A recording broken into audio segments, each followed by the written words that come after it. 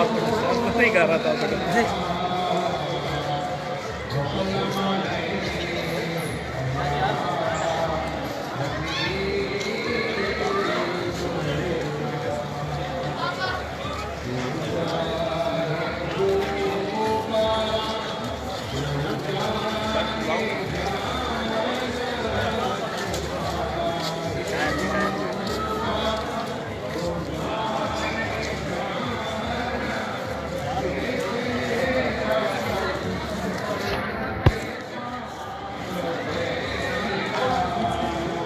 आज केमलपुर सईदा में 12 रबीع الاول के सिलसिले में एक ख़ूबसूरत सा एक वक़ार प्रोग्राम जारी व सारी है।